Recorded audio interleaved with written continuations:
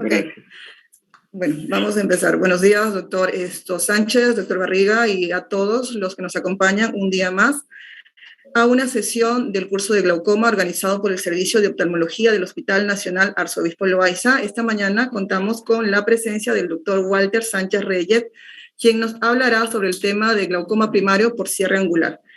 El doctor, cabe resaltar para dar simplemente pinceladas del currículum del doctor Sánchez.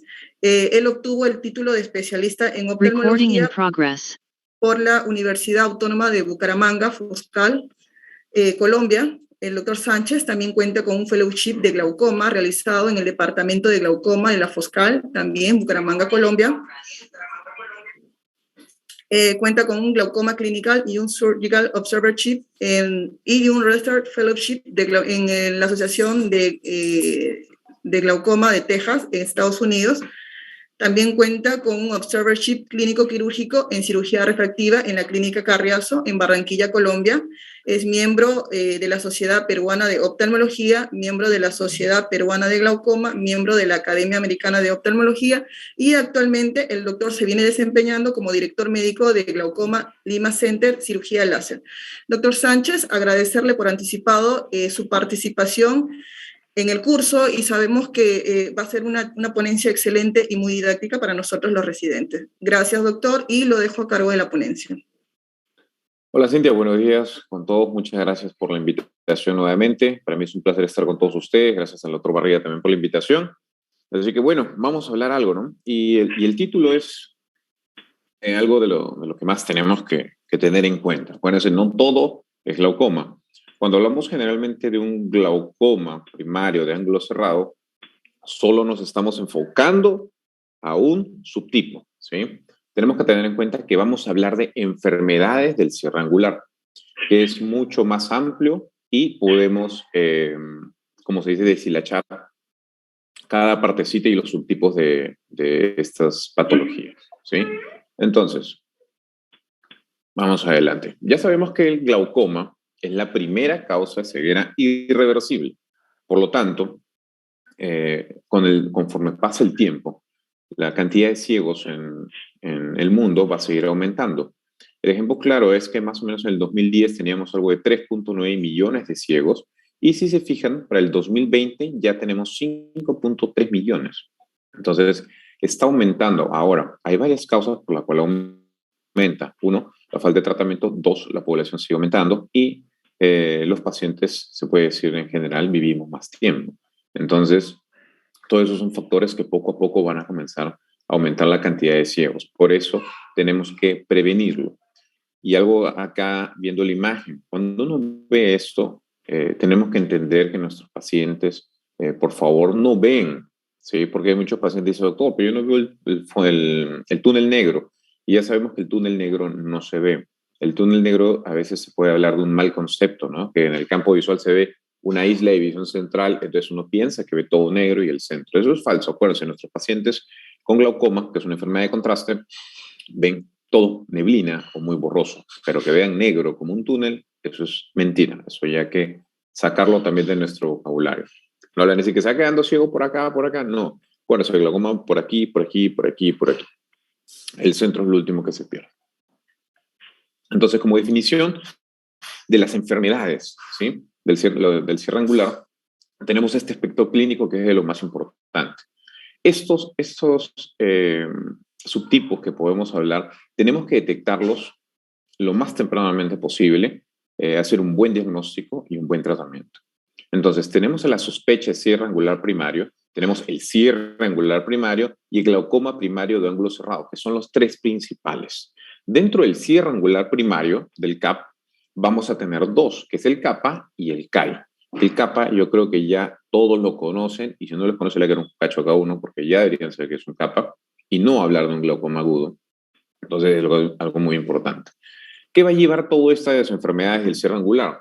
A un desorden anatómico del ángulo glomerular. Por lo tanto, ese ángulo no va a funcionar, y si es que se toma o se agarra después de mucho tiempo.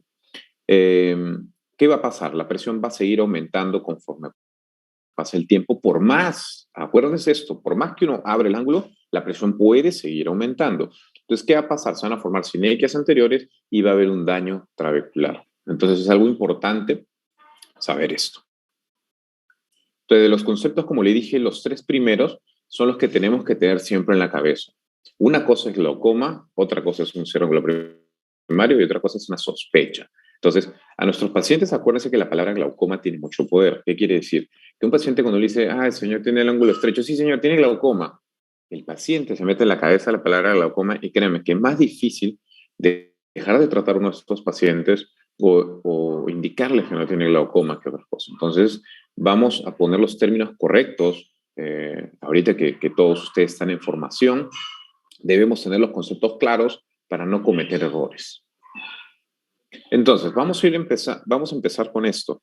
La sospecha de cierre angular primario es lo que nos va, la mayoría de pacientes, yo creo que nos llega acá. Lo que pasa es que no tenemos un gonioscopio, no hacemos gonioscopía y no le diagnosticamos. Espero que de la última charla que di sobre gonioscopía el día de hoy ya todos se han comprado su gonioscopio y lo estén usando, lo estén probando. Y si no, por lo menos uno del servicio que lo estén usando frecuentemente.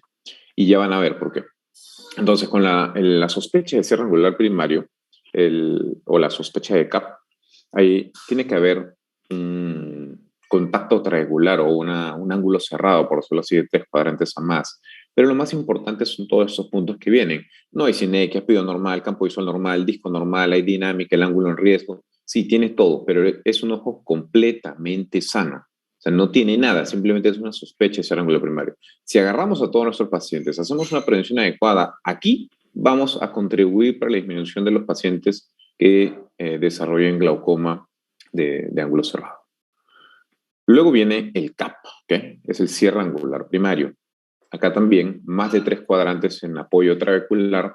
Acá sí hay dos puntos importantes.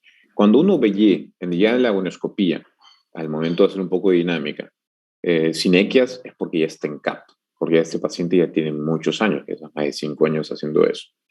El campo visual tiene que estar normal, el disco normal y los ángulos definitivamente están normales por el tema de las sinequias o no sinequias y presenta presión elevada.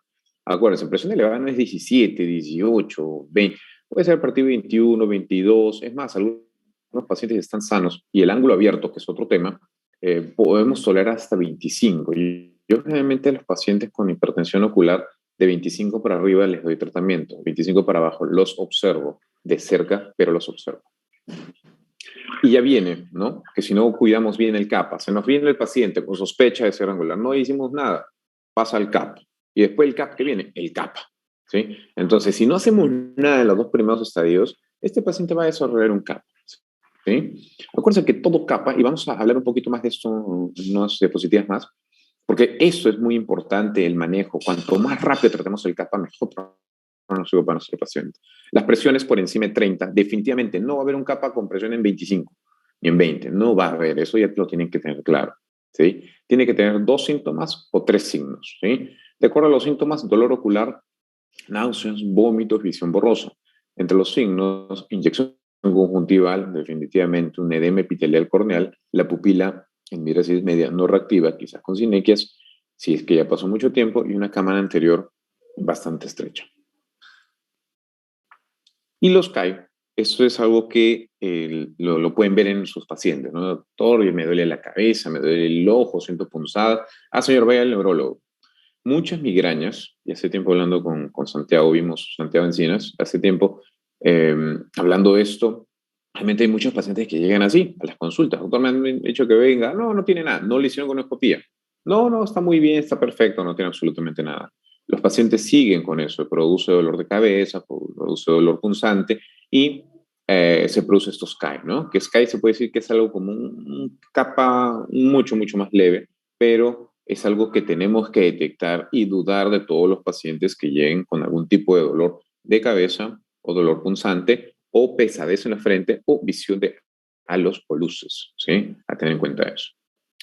Y finalmente, este tema del glaucoma por cierre angular primario, que ya es, como se puede decir, como un estadio ya más, ya final, ¿no? Para las enfermedades del cierre angular. Tiene que estar, claro, más de 3 cuadrantes más estrechos, la presión tiene que estar elevada, campo visual alterado, nervio óptico alterado y ángulo normal estructura y función con definitivamente ya el glaucoma o neuropatía óptica presente. Ahora, me pueden decir, no, pues, ¿y si está haciendo un glaucoma preperimétrico? Correcto, hay que detectarlo a tiempo. Hablando de epidemiología, entonces, como les dije al principio, ¿sí? A mayor envejecimiento de la población, mayor prevalencia de un glaucoma primario de ángulo cerrado. Hablamos de acá ya de glaucoma, no estamos hablando de sospecha, no hablamos de CAP, no hablamos de capa ni de CAP, hablamos de glaucoma primario de ángulo cerrado. Cuanto más envejece la población, más prevalencia de glaucoma, de ángulo cerrado en estos casos. Las edades que se van a presentar entre 40 y 80 años, vamos a ver cuánto puede variar. Por ejemplo, el 2013, alrededor del diagnóstico de glaucoma primario de ángulo cerrado, 20 millones. 2020, 23. Para el 2040 sería más o menos a 32 millones, es bastante. ¿Y dónde está el grueso de esto? En Asia, casi el 77%. Por eso ellos tienen tantos estudios de esto. Entonces, tenemos que tener en cuenta, ¿no? Que la mayor cantidad de ángulos cerrados, por decirlo así, están en Asia, pero no quiere decir que no se presente en la parte de América, y eso lo vamos a ver a continuación. La edad avanzada y sexo femenino definitivamente son los factores más importantes. Algo importante acá, raro dice, raro entre comillas lo vamos a definir. ¿Por qué? Porque antes de los 40 años puede dar capas, por supuesto, se puede presentar un capa, puede haber glaucomas o antes de los 40 años también. Por eso se dice que es raro, no imposible. De mujeres a hombres ya sabemos que las mujeres tienen de 4 a 1 el tema de presentarse con un glaucoma de ángulo cerrado. La longitud axial corta generalmente es de hipermetros, se podría decir, pero ojo, hay miopes que tienen ángulo cerrado. Por lo tanto, no se confíen si un paciente es miope. Háganle gonioscopía. Ay, que le ve el Bancheri que está grande, no importa. Gonioscopía. ¿Sí? Y las características cristalinas, definitivamente, cuanto más grueso el cristalino, mayor riesgo de cierre angular en algunos casos, sobre todo en longitud axiales cortas. Esto es lo más importante. En Asia vemos que la prevalencia es casi del 1%. Y acá vamos nosotros, Latinoamérica y el Caribe, 0,85%. O sea, sí estamos en una zona donde hay ángulo estrecho, pero no lo vamos a encontrar si no lo buscamos, si no lo sospechamos. Entonces, hay que tener, por favor, mucho, mucho cuidado con el ángulo estrecho. Y le repito, y siempre lo voy a decir, la gonioscopía es muy importante en estos casos. A veces salva ojos, pero miren la prevalencia a nivel mundial. En Latinoamérica estamos prácticamente segundos. Hablando de los mecanismos, ¿cómo se va a cerrar? ¿Todo es por bloqueo pupilar? No, hay varios mecanismos. En el caso de los más frecuentes que vemos, definitivamente es por bloqueo pupilar. ¿Por qué? Porque el iris tiene una convexidad, ¿no? No va a ser cóncavo, porque se va a cerrar, sino convexo. En esta zona es donde se van a producir mayores bloqueos pupilares. La cámara anterior, la central, va a ser tanto estrecha como en la periferia, ¿no? Y el 90% se presenta en iris bombé. Entonces, en estos casos, a veces con las iritomías, se resuelve este bloqueo, se igualan las presiones de cámara anterior con cámara posterior, y ahí puede haber solución del problema. Pero no solo es por bloqueo pupilar, tenemos que también tener en cuenta y siempre presente que también puede ser por el cuerpo ciliar. En estos casos hablamos del iris plató, que la cámara anterior, la cámara periférica, la cámara anterior periférica va a estar bien estrecha y al centro va a estar bastante grande. Entonces, este tipo de iris plató, con el iris hacia abajo, pero con el ángulo pegado, son también bastante difíciles de tratar. Y acordémonos que el iris plató no vas a agarrar una iridotomía, le haces 50 iridotomías y ese paciente no va a solucionar el problema. Le van a quitar la catarata y no van a solucionar el problema. En algunos casos, para el iris plató, si hasta en algún momento lo presentan, las opciones son, lo más sencillo sería el argón láser, hacerles unas irioplastías alrededor en 360 grados, lo más periférico posible para jalar un poco el iris, o si tienen la endociclofotocoagulación, también es una opción. Se quema por la videocámara el cuerpo ciliar, se rota el cuerpo ciliar y se va solucionando el tema del iris plató.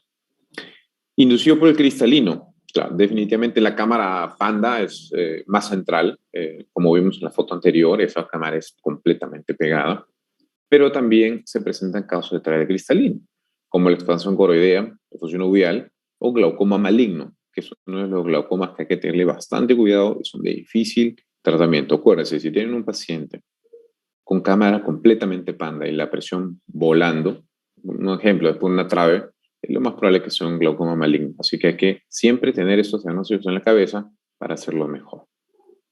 En la sospecha del cierre angular primario, vamos a ver en estas diapositivas que siguen la progresión que podrían hacer al siguiente escalón. Acuérdense, vamos a escalones, y es como una escalera: sospecha de cierre angular primario, de cierre angular primario, ahí viene el CAPA, el CAI, unos escalones pequeños, el glaucoma por cierre angular.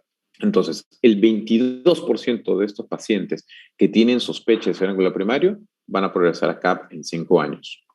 Estos tienen riesgo de CAPA. Y el manejo es lo más simple que tenemos, que es el manejo por iridotomía.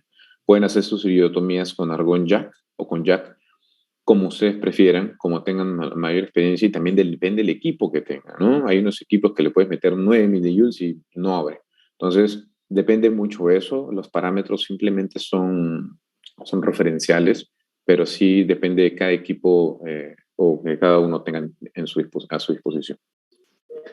Después, el segundo escalón, vayamos al CAP. ¿Cuántos de estos CAP progresan a glaucoma? Acuérdense, el primero era la sospecha, produce CAP, casi el 22%. De CAP para que produzca glaucoma, el 28.5% van a progresar en menos de 5 años. Este definitivamente tiene mucho mayor riesgo de CAPA, y acá, como se pueden hablar de las cosas, también iridotomía y laringoplastía son generalmente la elección de eso, ¿no? Yo en particular, las iridotomías, como en las charlas que se les ha dado antes, las iridotomías hay que tratar de hacerle lo más periférico posible. Son más difíciles de hacer, sí, totalmente más difíciles, pero tienen que hacerlo lo más periférico. A veces no va a salir periférico, pero de preferencia es mejor hacerlo lo más alejado posible. Y las irioplastías, personalmente, no las estoy haciendo porque, al final, para operar a un paciente con irioplastia es un dolor de cabeza, es un floppy iris, y ese iris se produce demasiada inflamación. Entonces, vamos a parar un rato acá. Acuérdense, nos estamos quedando en capa. Ya vimos sospecha de cierre angular, ya vimos el CAP. Ahora, dentro de ese CAP tenemos el CAPA y el CAI. El CAI es casi lo mismo que el CAPA, pero sumamente más leve. Pero vamos a hablar de CAPA porque esto es lo más importante. ¿Qué es el CAPA? El cierre angular primario agudo. Entre esto tenemos que ver la clínica, es lo más importante. Acuérdense, uno puede sacar un diagnóstico presuntivo cuando simplemente habla con el paciente, lo escucha y comienza a ver algunas cosas adicionales ya luego en la lámpara individual. Pero la clínica: dolor ocular, visión borrosa, hablo de colores, náuseas, vómitos, definitivamente nuestro chip tiene que decir, bueno, puede ser un CAPA, vamos a revisar. Los signos: midriasis media no reactiva, es algo muy importante. No van a encontrar un CAPA con una pupila cerrada, eso ténganlo claro. Porque ha llegado pacientes que le hacen iridotomías pensando que es un CAPA y era un glaucoma uveítico. Entonces, hay que tener mucho cuidado con eso, ¿no? La ciperimia ciliar marcada, por supuesto, una inyección ciliar. Edema corneal microquístico tiene que tener, acuérdense, si no hay un edema un corneal microquístico y el paciente viene con 60 de presión, es porque esa presión ya tiene mucho tiempo, y aparte de tener mucho tiempo, el paciente está bastante tranquilo, no tiene ningún síntoma. El cierre angular tiene que ser es evidente. Si no ven ese ojo, le hacen al ojo contralateral, y lo más probable es que sea. Y las presiones tienen que ir por encima de 30. Es algo también importante. Entonces, si tenemos todo eso en la cabeza, podemos detectar un CAPA sin problema. ¿Cómo se vería más o menos el CAPA? De esta manera. Miren esta córnea, está todo opaca, la pupila en midriasis media, ¿sí? Entonces, llama la atención a primera vista. Entonces, dudemos siempre de estos pacientes. Realmente la causa del CAPA es un bloqueo pupilar. ¿Se puede hablar de casi exclusivo de hipermétrope? Sí. Generalmente la mayoría son hipermétropes, como le digo, no se confíen. No se confíen, que yo he tenido pacientes con miopías moderadas y tienen ángulo estrecho, ¿sí? Lo que tenemos que tener en cuenta en estos pacientes, y sobre todo a veces cuando indicamos, ¿no? Si nos llega un paciente con una sospecha o un cierre angular primario, lo que tenemos que decirles es, bueno, hay que tener, uno, antes de hacer iridotomía, obviamente, en situaciones de oscuridad hay que tener cuidado. Puede estar viendo el cine, una película, y te puede producir un ataque. Una midriasis farmacológica, acuérdense, no dilaten pacientes si es que no le hacen gonoscopía. ¡Ay, que el tiempo! La gonoscopía demora 10 segundos, y los pacientes que han estado rodando conmigo saben que eso es rápido, eso es tac, lo chequeas y ya está. O anticolinérgicos sistémicos, o sea, denle mucho cuidado. ¿Cómo lo vemos? Si no sabes hacer la ergonoscopía, no puedes verlo, llama al residente mayor o simplemente al instructor. Siempre verificar el ojo contralateral porque definitivamente es muy poco probable que encuentren un ángulo abierto y un ángulo cerrado. Yo les preguntaría en qué casos encuentran un ángulo abierto y un ángulo cerrado. Pero bueno, eso ya lo vemos en la discusión. Pero que quede esa pregunta porque es muy importante. Entonces, la pregunta es, ¿el capa en cuánto tiempo te va a producir daño? A veces ojos sanos pueden demorar en hacer daño de 3 a 4 días, en ojos sanos, ¿sí? Pero en algunos otros que tienen ya, por ejemplo, un cierre angular primario, ya tienen mucho tiempo, después se hicieron glaucoma y después eso le da un capa, definitivamente en 2 o 3 días se va a quedar ciego ese paciente. Entonces tenemos que tener en cuenta, primero, el daño del nervio óptico y segundo, oclusión vascular de la retina. Y ahí de repente podemos comentar con el otro barriga. Hay muchos pacientes que en las mañanas hacen oclusiones vasculares, ¿sí? Y en las mañanas a veces puede haber un pico de presión del ojo. Pacientes de repente con hipertensiones oculares o glaucomas no controlados tienden a hacer oclusiones vasculares de la retina. Entonces tenemos que tener cuidado y por eso es tan importante bajar al mínimo la presión de los ojos o la presión target, ¿no? Entonces, como les dije, no siempre hay lesión del nervio óptico después de un capa. Eso es algo que ya se debe tener. No debería, porque si nos llega a tiempo, lo solucionamos. Pero ¿qué pasa? Que generalmente acá en Perú siempre nos llegan después de una semana, 2 semanas, 3 semanas, un mes con el dolor y recién están llegando a los hospitales. Esta estadística de 60-75% definitivamente no es peruana, pero se puede decir en un mundo ideal de 60-75% deberían recuperarse sin ningún tipo de daño en el nervio óptico. Entonces es algo que tenemos que tener en cuenta y actuar rápido en los capas, no demorarnos. Pero ¿qué pasa si ya manejamos un capa? ¿Sí? Lo cerramos, lo manejamos muy bien, le bajamos la presión, le hicimos la iridotomía, listo, ¿solucionó el problema? No, no está solucionado. Bueno, eso ya tuvo, es como decir, cuando un paciente tiene un infarto al corazón, no le dicen, ya, listo, cuídate, te veo en 10 años. No, hay que seguirles el control. ¿Por qué? Porque acá 58% siguen presentando aumento en la presión del ojo. 32% requieren alguna intervención quirúrgica. Hay pacientes que lo ves perfecto, está muy bien, pero la persona hay que intervenirlos quirúrgicamente. Las clínicas anteriores en estos casos se forman rápido. ¿Por qué? Acuérdense, la inflamación. Por eso con los protocolos usamos corticoide. No se tenga miedo de usar corticoide en los capas. Al contrario, eso nos va a ayudar bastante. Otro punto importante, el daño endotelial crónico y progresivo. El daño endotelial en los pacientes con ángulos estrechos es bastante pesado. Es por eso tenemos que tratar de sacar ese cristalino o ampliar el ángulo de la manera más rápida posible. ¿Por qué? Porque hay que evitar un daño endotelial. Algunas secuelas que puede dejar esta isquemia inducida por la presión, acuérdense, un glaucoflecken, pupila fija y dilatada, perdón, ya.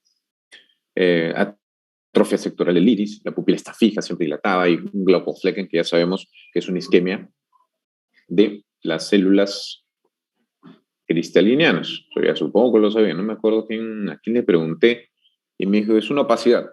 Bueno, en verdad no es una opacidad, es una isquemia de las células cristalinianas.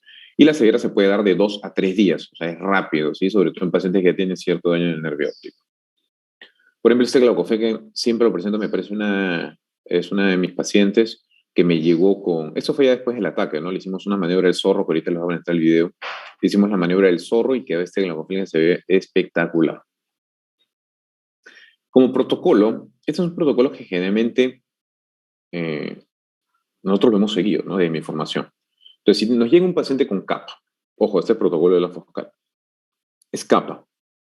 Si el estado general está bueno, se le da glicerina, acetozolamida, beta bloqueadores y esteroides tópicos. Si eso funciona y baja por debajo de los 35-30, se le da pilocarpina y se procede a hacer la iridotomía, que vamos a ver a continuación. Si el estado general es malo y hay posibilidades, es pasar al paciente, valoración por medicina interna y comenzar a colocarle manitol. Después de esto, las valoraciones se esperan más o menos 1 hora. Lo pueden dejar afuera del consultorio, sentado, descansando, pero esperar 1 hora para que comience a funcionar Acuérdense, la acetotolamina, el pico no es que a los 5 minutos él está bajando, ¿no? El pico de la acetotolamina es en 2 horas. Entonces, no hay que apurarnos con eso. Si pueden mantener al paciente en observación en el consultorio, háganlo. Entonces, después de 1 hora, le volvemos a tomar la presión. Si la presión bajó, perfecto, seguimos con beta-bloqueadores y esteroide. No quiere decir suspendemos el corticoide, no, seguimos con lo mismo. Dejamos la acetotolamida, gonioscopía e iridotomía. Pero ¿qué pasa si no baja la presión en 1 hora? Le hacemos una paracentesis previa, asepsia, que eso es la maniobra del zorro que les voy a presentar. Entonces, esta es la maniobra del zorro, que es lo que normalmente hago. Apenas me llega un paciente con capa, lo hago previa autorización, consentimiento informado del paciente con todas las medidas estéreis. Yo creo que casi todos han visto estos videos. Hacemos una paracentesis y van a ver cómo el ojo cambia inmediatamente. Entonces nos da chance de hacer las cosas más rápido. Entonces, ahí vamos ingresando. Este es el ojo derecho, entonces estoy entrando en la parte temporal con mi mano izquierda. Si es el ojo izquierdo, entro con mi mano derecha. Tienen que dominar ambas manos. Acuérdense, vamos entrando suavemente y yo hago ese rebote. ¿Por qué? Porque si yo trato de meter toda la aguja, definitivamente el ojo va a ser como un resorte y voy a perforar iris, cristalino, puedo entrar hasta el vítreo, así que hay que tener mucho cuidado.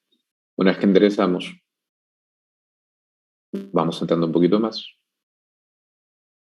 Eso suavemente, o sea, hay que hacerlo muy, muy delicadamente. Ahí vamos presionando para que salga el líquido y chao. Entonces ven que inmediatamente ya la córnea comienza a aclararse. Entonces es más tranquila, le dejamos antibióticos y la vamos viendo. Muy bien, entonces, que estábamos hablando ya, hablamos de sospecha de cierre, del CAP, el CAPA y el glaucoma primario de ángulo cerrado. Ya sabemos que este es crónico progresivo, daños del nervio, alteración del campo visual, presión elevada. Ahí definitivamente se acompaña de un cierre angular primario, o sea, puede haber sinequias. Entonces, aquí el manejo de las enfermedades como tal, el cierre angular, tenemos la iridotomía láser, que es algo que todos debemos hacer de la manera más periférica posible, ¿sí? Con menos cantidad de disparos. Luego, la iridoplastía láser periférica, que particularmente no me gusta hacerla, es muy buena, sí, pero personalmente no me gusta por el tema del manejo postoperatorio. El tratamiento tópico, siempre acuérdense, iniciar con monoterapia. Sobre todo esto es muy importante para ustedes que están en formación. No agarra bien un paciente con una presión en 25 y de frente le voy a dar un triconjugado. O sea, eso es un disparo al aire. O sea, no estamos haciendo absolutamente nada. La pregunta es, ¿cuál de esos 3 productos le funciona a ese paciente? ¿Los 3 funcionarán? No, entonces empieza con monoterapia. Y acuérdense, en ángulos estrechos, lo ideal es usar las prostaglandinas. Tienen una mejor respuesta en ángulos estrechos que cualquiera de los otros medicamentos. Para hablar de una cirugía o un tratamiento quirúrgico, hay que evidenciar si hay daño trabecular y si la neuropatía óptica o el glaucoma está muy avanzado. Las iridotomías láser tenemos un concepto de que yo hago una iridotomía, otra iridotomía y hago otra iridotomía y va a salir más agua.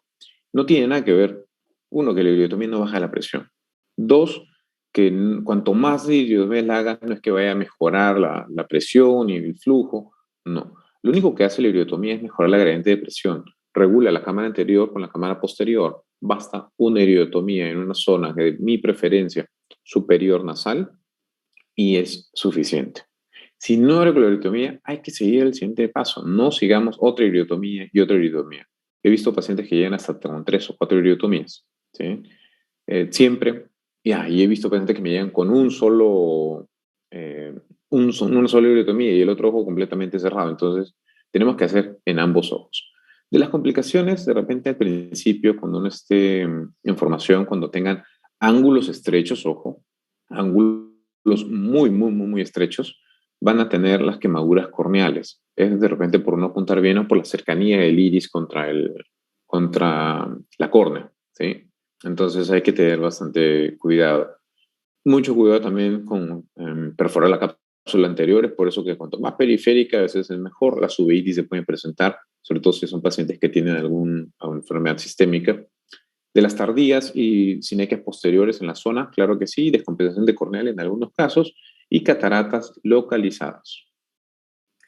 ¿Por qué falla una iridotomía? Uno, porque no lo hicimos la gonioscopía bien, o la hicimos la iridotomía, eso sí sería algo muy grave, ¿no? Hacer una iridotomía sin haber hecho una gonioscopía es totalmente grave. Y les digo por qué, porque no sabemos si va a funcionar o no.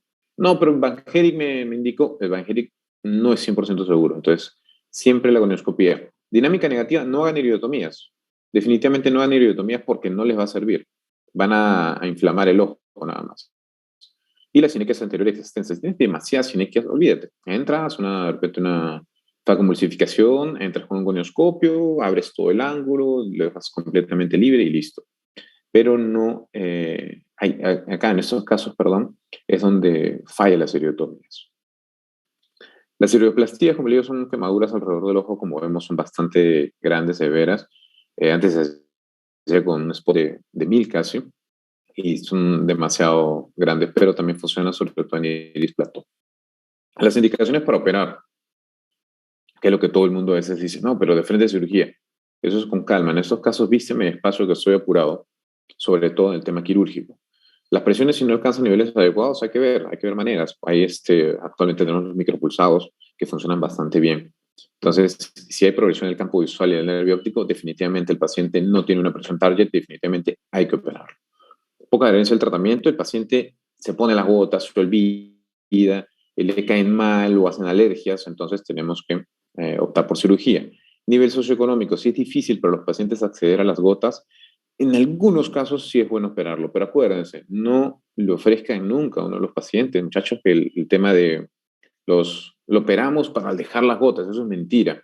Acuérdense, las cirugías de glaucoma no mejoran visión, pueden empeorar visión. Y el paciente le dice, doctor, pero veo borroso y no me dijo. Entonces, no hagan cirugías por hacer. Entonces, con glaucomas poco controlados, hay que programar la cirugía de catarata en los casos que no lo tengamos muy bien controlado. Entonces, esto nos va a ayudar un poquito a mejorar el tipo de presión. Entonces, las cirugías que tenemos, trabeculectomía, sí, pero acuérdense que trabeculectomías no van a ir tan bien como en un glaucoma primario ángulo abierto. Las trabeculectomías tienden a cerrarse y a fallar en ángulos estrechos. Si hacen una cirugía de FACO con goniosinectiolisis, también es una muy buena opción. FACO Mix, en estos casos yo la FACO Gap, funciona bastante bien, no baja también la presión porque no sabemos si... Acuérdense, no solo la malla trabecular es romperla y ya, ¿no? Acuérdense que están los vasos colectores y no... A veces no funciona, ¿sí? La facotrave, que en combinada en ojos pequeños, téngale mucho cuidado, mucho respeto. Yo prefiero siempre hacer un procedimiento a la vez, muy rara vez hago dos, salvo que sean microcirugías, pero facotrave con cuidado. Y la facoendociclofoto también es una muy buena opción en estos casos. Entonces, como les dije, hay mayor riesgo con la trabeculectomía de falla. Las cámaras se pueden pandear, puede haber hemorragia, glaucoma maligno. Entonces hay que tenerle mucho, mucho cuidado. Pero se hablaba mucho, ¿no? Que cuando salió el estudio, él dice, no, pues ya el estudio, él dice, no, que eso ya tiene años, años hablándose de quitar el cristalino. Solo que el estudio nos refuerza esto, ¿no? Pero lo más importante es, uno, conversar con el paciente. Dos, si el paciente está viendo 20-20 de lejos sin lentes, tiene que ser un caso muy extremo para poder quitarle el cristalino. Pero si es un paciente hipermétrope más 3, que no ve ni bien ni de lejos ni es cerca, y tiene un ángulo muy estrecho, definitivamente que el beneficio va a ser mayor que el riesgo en estos casos. Entonces, siempre valorarlo. Por ejemplo, un ejemplo y lo que les decía, ¿no? El tema de la catarata sola con goniosinectiolisis o hacerle una facotrave. Hicimos en ese estudio, los pacientes tienen cosa visual menor de 20-50, más o menos con 3 medicamentos. Se le hizo uno faco con goniosinectiolisis y a los otros 34 ojos con facotrave con mitomicina. Entonces se les dio a 12 meses. ¿Qué es lo que encontramos que es lo más importante? En esta zona acá está lo de la facotrave y está lo de la faco. Si vemos la huesa visual, definitivamente con la faco va a estar mucho mejor con la faco, definitivamente. Con la facotrave alcanza mejores presiones y disminuye la cantidad de gotas. Acuérdense, las cirugías de glaucoma no son eternas. ¿Cuánto tiempo va a estar allí? No lo sabemos. Ese es un año de seguimiento. Y en los 12 definitivamente una profundización de la cama anterior. Entonces, cualquiera de las dos son opciones buenas. Si tienen la alternativa de primero hacer una FACO, goniosinectiolisis, con un buen horoscopo, yo recomiendo eso. Pero si ven que las presiones están volando y el paciente no se controla y tiene una catarata terrible, háganle una FACO otra vez.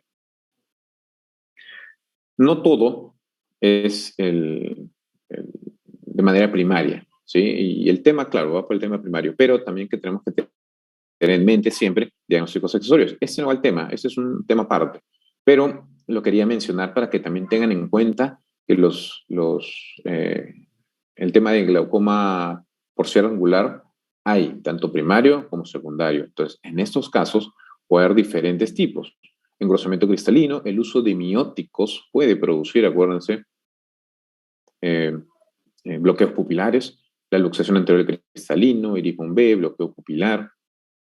Entonces, por el lente intraocular, acuérdense, si ponemos un lente intraocular, no sé, pues un Artisan, lo ponemos al revés, un lente de cámara anterior lo ponemos al revés, va a producir bloqueos. Y si no hacemos iridotomía, peor. Entonces, por tracción anterior tenemos todo eso, ¿no? Está el síndrome de Chandler, de Cohen-Rees, atrofia iridiana, el síndrome ICE, que es el irido-córneo endotelial, aniridias, la rubiosis iris. Tenemos muchas cosas que también nos pueden dar un cierre angular, ¿no? Secundario. Cuando esos pueden dar que hay cierto bloqueo. Y sin bloqueo pupilar, ¿qué pasa? Con los tumores quistes del iris, con aceite de silicón, por eso ahí van a ver el aceite de silicón, el hipopión inverso, por efusión hidrovial, escleritis, uveitis, VIH, retinopatía de la prematuridad, anomalías que se van a asociar a hipoplasia del iris, congénitas, digenesias iridocorneanas. Entonces, hay un montón de patologías que tenemos que tener en cuenta para todo lo que es el manejo, porque solo así, sabiendo todo y teniendo en cuenta estos diagnósticos, vamos a poder llegar. Pero a decir, no, pues, pero es muy difícil que llegue. Claro que es muy difícil. Pero acuérdense, en los hospitales llegan cosas bastante raras y yo creo que ahorita me lo van a confirmar. Entonces, ahí es donde tenemos que tratar de ver ese tema. Entonces, conclusiones y para llevar a casa. Uno, ¿nuestro conocimiento está aumentando de las enfermedades? Claro que sí. Actualmente no es el manejo que se hacía hace años. Actualmente ya se está diagnosticando mejor, estamos aprendiendo más de la enfermedad. No sabemos al 100%, por supuesto, pero ya estamos avanzando en eso. ¿Es una enfermedad prevenible? Sí, es una enfermedad prevenible y tenemos que prevenirla. ¿Cómo la prevenimos? Hágale gonoscopia a sus pacientes, detectémosles en sospecha, hagamos la iridotomía y este paciente quizás nunca desarrolle glaucoma. Gonioscopía obligatoria en todos los pacientes. Como les dije, ya cuántos hay, 42 conectados, 41 conectados, tienen que tener su gonioscopio todos a la mano. Las imágenes son aliados. Acuérdense, ya, yo no hago gonioscopía, que no sé, que no tengo. Listo, mándale una imagen. Tenemos las imágenes del OCT de segmento anterior, como las VM. Actualmente no hay excusa para eso. Una vez confirmado eso, de manera inmediata, procedemos al tratamiento. Actualmente los tratamientos son buenos, por supuesto, son eficaces, son y bastante sencillos también de realizar. Acá viene el gran pero, ¿no? Un verdadero conocimiento con un verdadero manejo, todavía no estamos en ese nivel, porque cuando sepamos bien todo lo que está pasando, el manejo va a ser absolutamente exacto, ¿sí? Pero en estos casos todavía estamos planteando, ven que tenemos muchos tipos de diagnósticos. Menos del 35% de los casos desarrolla CAP o glaucoma primario ángulo cerrado después de 5 o 10 años. Entonces, ¿en qué estamos? ¿Por qué darle tanto tratamiento a iridotomía si solo el 35% de estos casos van a desarrollarlo?